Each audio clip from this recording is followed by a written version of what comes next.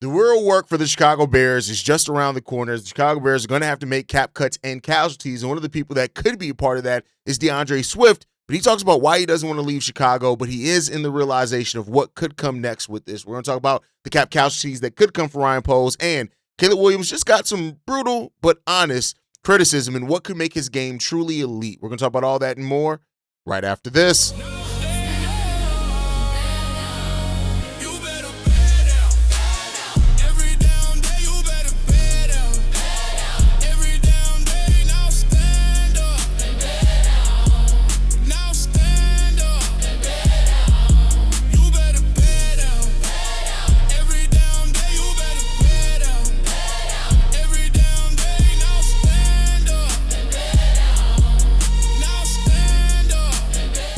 What's going on, Bears fans? Welcome to another episode of Chicago Bears Central, your number one spot for everything Chicago Bears related. I'm the host, Darren Hayes, but more importantly, you guys can follow the channel at Chi Bears Central on every social media platform we happen to be on. With that said, let's go ahead and get into this content today, y'all. And DeAndre Swift has addressed the elephant in the room, and that is the uncertain future of him and a lot of Chicago Bears in regards to the Bears and the cap situation that they're in. Now, we've talked about a lot of different options for the Chicago Bears over the last basically week or more in regards to this team. We've talked about Byard and potentially getting a injury waiver for him in regards to, working something out with him there with the severity of his injury and how that $20 million can go a long way in getting the Bears just underneath the salary cap.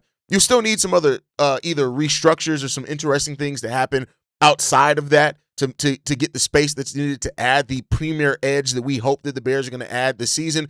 Even though I do want to set the expectation, we'll talk about it a little bit later, there's a chance that big swing for an edge is not going to come, and I know that's what not a lot of people are ready to talk about, but we'll push that off till tomorrow's episode, but best believe that conversation is coming.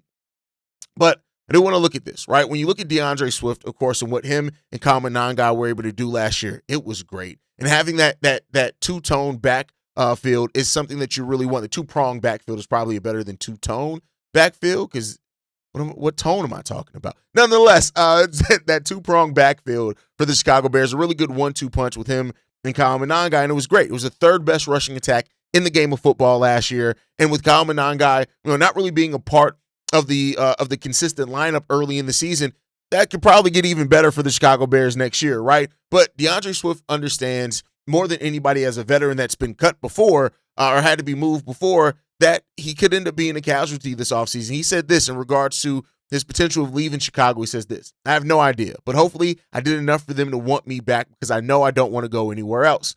I hope that it plays itself out that way. I love the city. I love the coaching staff and the men that I work with. That's out of my control, but if I had it my way, I would be back. I don't want to play nowhere else. First of all, Ben has always believed in me as a player, so just giving me opportunities was great. The more opportunities I'm given, the more I can make stuff happen. And I think that last part is important too, because a lot of people, when Ben Johnson came in here, and this is why I always say facts over narratives, right? There are a lot of narratives that are generated in football. If you are on a team, especially if you're the position coach or the coordinator of that side of the ball, of a team that sends a player away, the common thought is, oh, well, they didn't like that player. And that's what carried DeAndre Swift. When Ben Johnson was hired, there were a lot of Bears fans like, oh, well, DeAndre Swift's probably out of there. There's a reason why they sent DeAndre Swift out of Detroit before. It's XYZ. And what we've seen from Ben Johnson, and from what we've seen and the way that he's talked, is nothing but support of DeAndre Swift. Like, he utilized DeAndre Swift way better than what we saw DeAndre Swift utilize in his first year in Chicago. Now, the offensive line saw a major revamp as well, which goes a big part in that. But Ben Johnson never shied away from DeAndre Swift being his running back one. He never shied away from getting the majority of the touches. He never did that. Now, of course, there are some games with the ebbs and flows, and Kmet may have been a little bit more productive and things like that, but DeAndre Swift led us in rushing for a reason. He was productive as he was for a reason. Ben Johnson understands how to use DeAndre Swift. So, yeah, if I was DeAndre Swift, I would absolutely love to stay in Chicago too. You have a coach that knows how to utilize you. You have an offensive line that clearly is shown is going to help you be even more productive. And I'll say this, one of the biggest knocks on DeAndre Swift coming into last season was his ability or inability, or whatever you want to see it as, to run between the tackles. Guess what? When those tackles improve, it's crazy how much better he ran between the tackles. Now, Kmet was still the guy more so between those tackles to get those positive yards. But that was one of the biggest knocks on DeAndre Swift's game. Me and Darius, if you remember around this time last year, we're going back and forth. Not friendly. It was a conversation in regards to his ability to go between the tackles. And, he showed that it got a lot better in that last year. Now, that's, of course, not the biggest strength of his game, and he's going to have weaknesses like every other player does. But we got to see DeAndre Swift just used a lot better and utilized better in that. And so Swift, like a lot of other players on this team, does have their futures are questionable. And that's just the reality of football. It's not anything personal with DeAndre Swift or any of the other guys. It's just the reality of what does it look like and how you have to continually improve your team. And unfortunately is that, I don't want to say unfortunate, but fortunate for the players, running back is one of the easiest positions to replace in the NFL. Hell, look at what we did. We had a 7th round pick end up being one of the most productive rookies considering that running back class. And all the names of running backs that were in that draft class that we talked about last year, and the 7th round pick in Kyle Monangai ended up being one of the best guys out of that class in year one. Now, do some of the other guys have higher ceilings where in future years that separation could get more? Maybe. We'll see, right? But for what it's worth right now, Kyle Monangai showed himself to be an absolute weapon. And like I like to say, you guys know my motto when it comes down to it. You don't want to create more questions. Your job in the offseason is to find answers to questions and create as little new questions as you possibly can. Moving off of DeAndre Swift would create a new question in regards to who's that next running back. Now, as I said, that's one of the easier questions to replace in the NFL is that running back question if you have one. But we'll see what ends up shaking out for the Bears this year. DeAndre is going to have, I think, every opportunity to stay with this team. And unless Ryan Poles, Ben Johnson, or anyone else thinks that they can make a significant upgrade, I don't see them making that change right now where they got some other things that they need to shore up and some other things that they may need to create some opportunity for. So we'll see what happens there. But Deion Hankins, Britton Brown, these guys are still, as well as of right now, going to be on the roster as well to start off next season. And we'll see, it may tell a lot of how they view any of those guys if they do decide to move on from DeAndre Swift, but we'll see.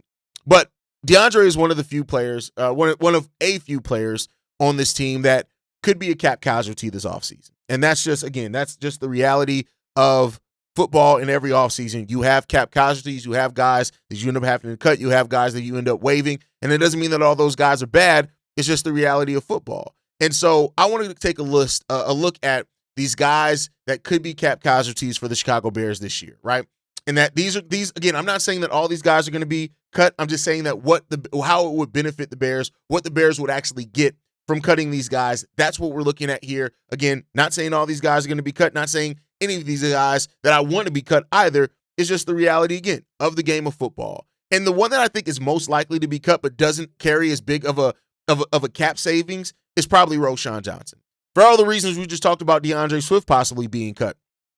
Roschon Johnson has a cap hit of $1.3 million next season, and if he's cut, only a little under less than $200,000 of that turns into dead money for the Chicago Bears. And I think when you look at DeAndre Swift, Kyle Monangai, and what they've done, if you're going to cut something in that running back room and replace it with either Deion Hankins, Britton Brown, or a player like that, that's probably Roschon Johnson is going to get there. Now, like I said, it only frees up a little over $1 million. So this isn't about necessarily saving the most cap space. This is about roster spot in there. And listen, for what it's worth, when Roschon Johnson was drafted, he was looked at as a do-it-all running back, much like what Kyle Monangai does, even being smaller than Roschon Johnson, as far as being one of those guys that can grind out the tough yards, all those type of things. It wasn't there. And then when you looked at Roschon, you looked at somebody that could very well complement DeAndre Swift's game. Now, do I think Roschon is completely washed? Maybe, maybe not, right? The injury things are a thing, but I think it's important when you look at a running back that had more tackles than carries in the entirety of a season. To me, that points towards there's probably not a lot of faith in that guy anymore in this Bears locker room. And I do think that Roschon Johnson is probably a safe bet, probably the safest bet on anybody on this list that's probably going to be cut by the Chicago Bears. He'd be the one that I would almost be willing to guarantee is probably going to be cut by the Chicago Bears this offseason. But again, doesn't carry a lot of cap space there, so you're not really getting a lot of savings.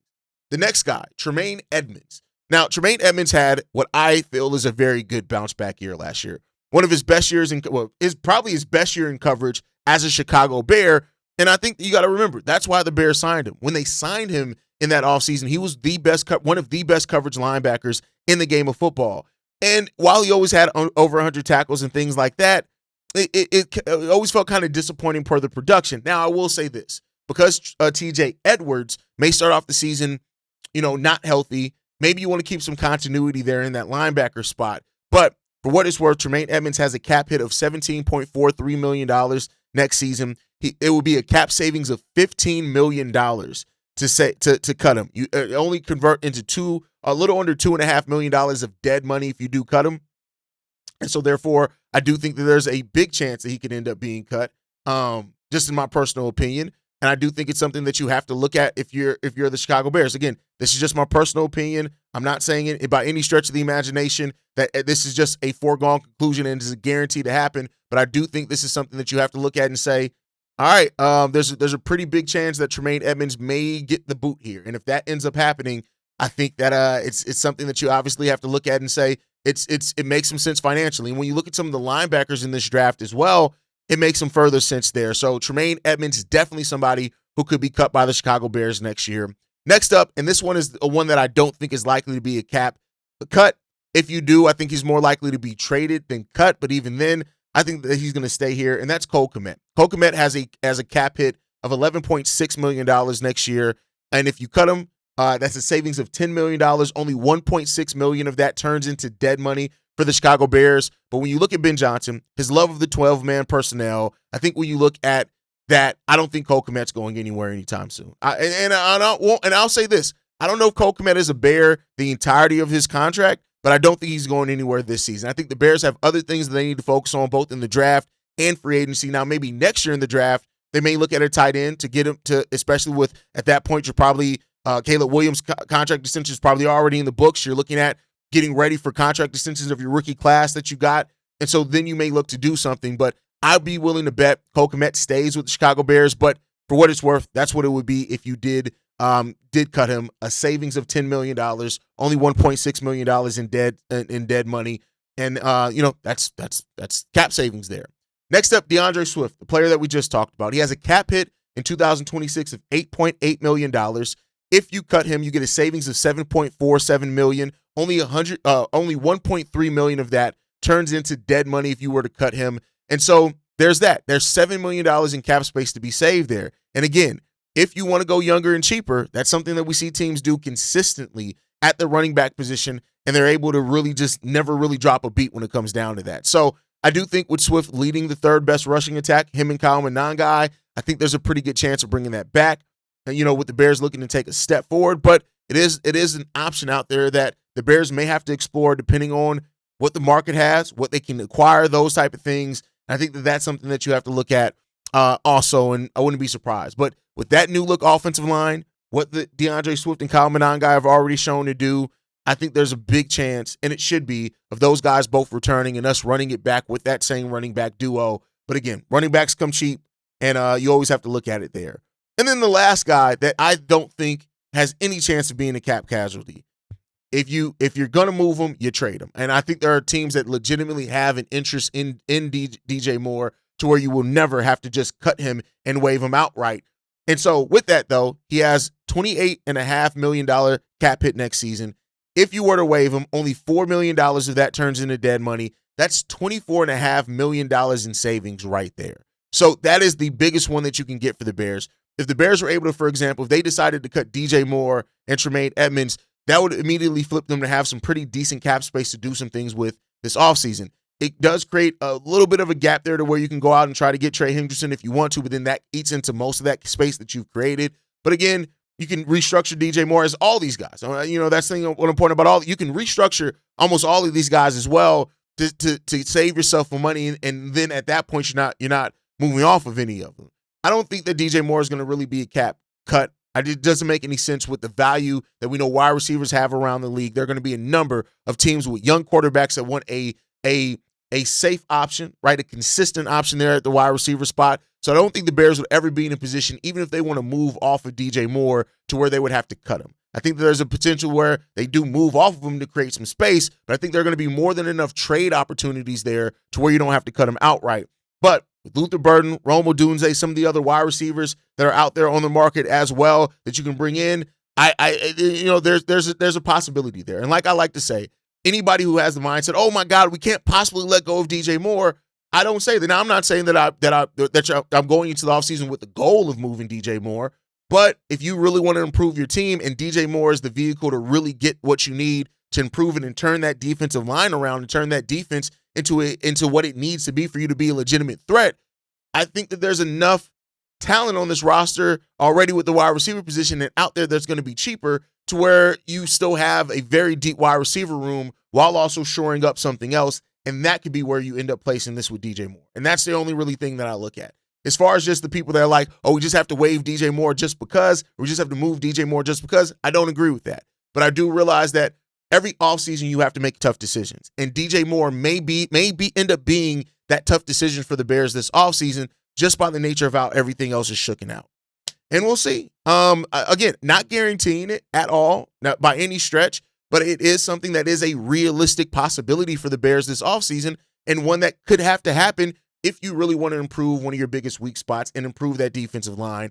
And that's what the Bears have to ask themselves. But I've talked about that ad nauseum, but those are the guys that are probably the biggest cap cut casualties for the Chicago Bears that would get the Bears the most money back. There's some other guys, of course, that could be cut, but those I think are already you probably could expect, right? So we'll see what happens with this one and how it all works out. But let me know if how you feel about this list of guys. If there are any guys on here that weren't on here that you feel should be on this list and vice versa, let me know that down below.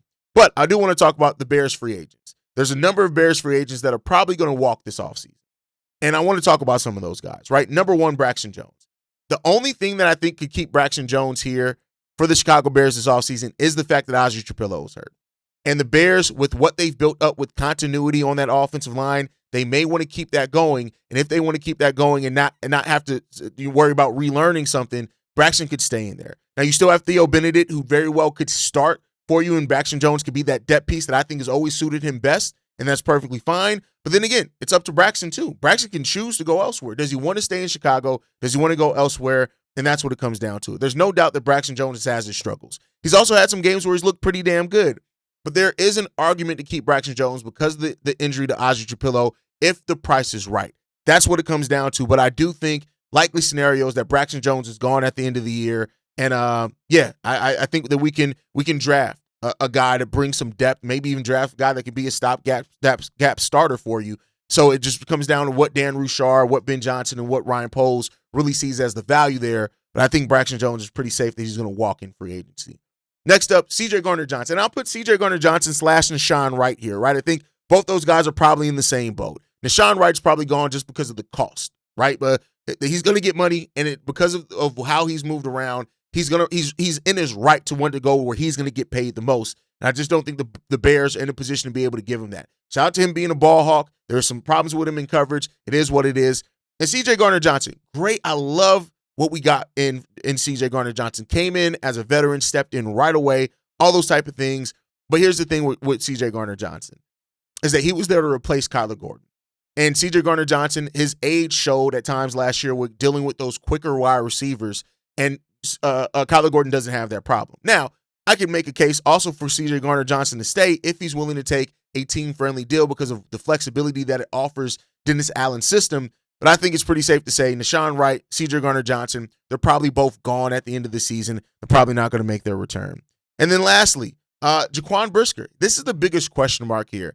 In the last two episodes, we talked about two safeties the same age as Jaquan Brisker in Brian Cook and Cam Curl that can come in right away and replace what the Bears had in Jaquan Brisker and do a pretty good job at it. They have some strengths, some different strengths than Jaquan Brisker, where Jaquan Brisker is weak at, and vice versa.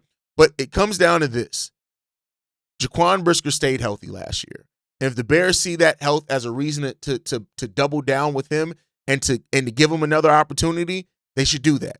It's a lot of options here. You can franchise tag him, try to negotiate a long-term deal. You can tag and trade him, or you can let him walk, right? Or you can hopefully just work out a deal with him. But I think that I'd put it right now 50-50. Other chance that Jaquan Brisker walks versus Jaquan Brisker stays. And a lot of that may come down to how big of a swing do they actually make at that defensive end position.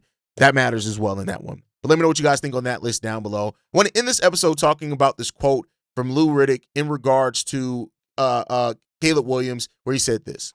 The jump they're expecting him to make is the efficiency and consistency by which he plays. Look, you cannot be last in the NFL in completion percentage. You cannot be sub 60% thrower. You cannot be last in NFL in CPOE completion percentage above expected, meaning missing throws that are wide open, there for you to make, and then make these kind of plays. Obviously, these kind of plays on your screen are incredible. He's throwing one of those crazy throws that he made, but in order to really make a jump, to be put in the top 10 and to be in the elite category, and he was like 16th in QBR this year, so right at the halfway point. In order to do that, he just has to be more efficient. And I agree with that. Efficiency is the next step of Caleb Williams' development. It's just the end-all, be-all. And I'll say this. For the people that try to act like Caleb Williams' inefficiencies just because it drops are wrong. The people that act like the drops by the wide receivers don't play a factor in that too are wrong. The truth is somewhere in the middle. Caleb needs to be a more efficient quarterback in the things that he can control. And that, I think he would even tell you, is a huge area of growth for him.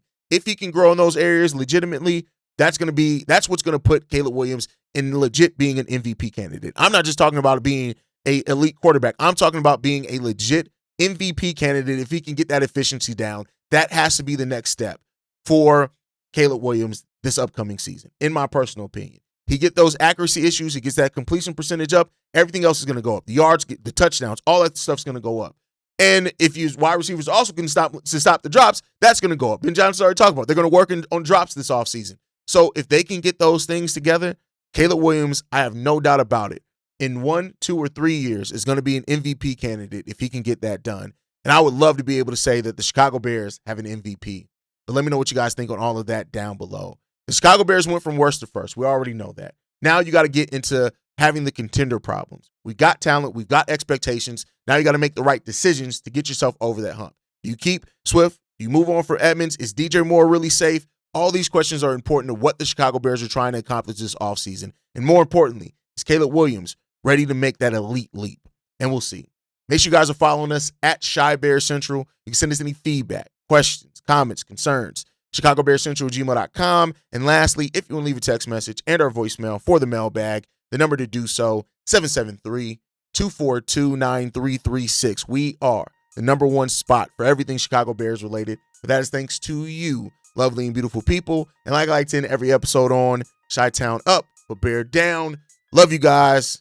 Peace, y'all. This has been a presentation of the Break Media.